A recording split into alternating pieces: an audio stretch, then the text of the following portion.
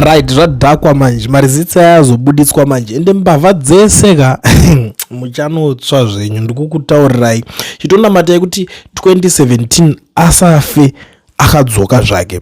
Temba Mliswa ndiye angatotanga achidenhana naWhitney Chivhayo. Unoziva kuti ndogara ndichidzidzisa vanhu vamana kuti onaka usafa ukatanga hondo yekuda kutema nezvidhina uchigara muimba yemaglazi because iwe unogona kusara wapachena. Situation yaitika apa ndeyekuti Mliswa anga achichallenge akati kana uchitokanditengera budisa mareceipts budisa proof iye ndichazobudisa audio racho and Chivhayo anombohesitata and anakanombovhunduka that audio kuti audio rekuita sei angoda kungoprova vanhu kuti aiwaka ndakakutengera mota.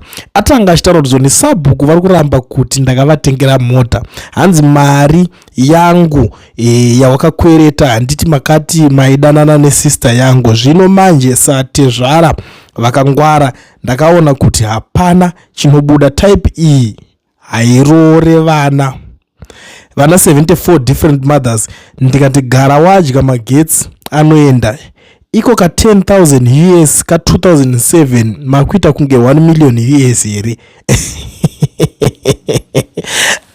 Pakashata. Alright, nyanga iripo apo ndiye kudai so. In 2007 Whitney wakakwereta chi 10,000 kuna Temba Mliswa ndo nyaya iri kubudiswa panapa. So akwereta 10,000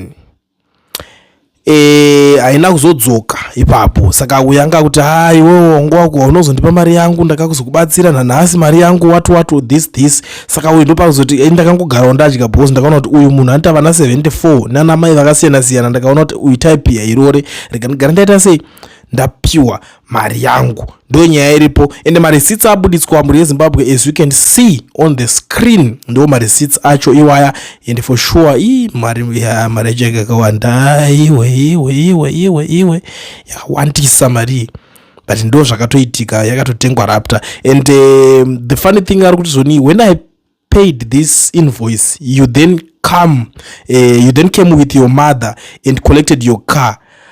Zvakunyadzisa ka and for sure mareceipts abuda zviri kumakisa nemapassport passport.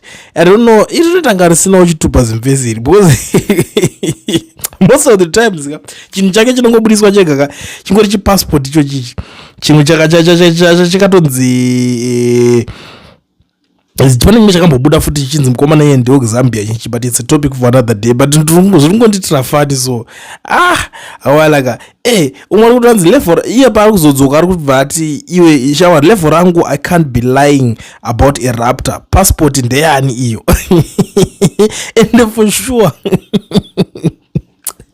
passport explain achiti kudini. So we are waiting for Temba Mliswa's response but this is where we are now. Vakomana vaka vari kupedzerana zvikurevesa and I am beginning to like these battles because dzito tizodzidza zvakawanda kuti okay in 2007 Whitney aitombokweletawo akatombokweleteswa 10,000 na Temba Mliswa. That's how life it is. Nhasi zvine zvazochinja. What is 10,000 kune munhu akaita saWhitney mugore ranhasi inenge itori nzungu because gore racho iroro aidanana nahanzvadzi yani yaWhitney iyo ndakaita usatezvara kangwara ndikati ndinofanira kutora nditodya because hapana chaibuda apo and hapana chaidzoka for sure. Unofunga kuti yaidzoswa nani mari yacho ipapapa ndo maiitikire azvakaita. Kana tichinge tazoona respond yemukomana ndichadzoka yobe back ndichikunzivisai kuti anenge azopindura kudi Temba Mliswa. Saka zvamanje manje tiri kuti Whitney Chivhayo 2 Temba Mliswa 1 ndo mamiriro akaita zvibodzwa. Tichazodzoka zvezvaunotochekwa kazi mari zao dzebhora zvikoza pakashata unachari kunyandurana.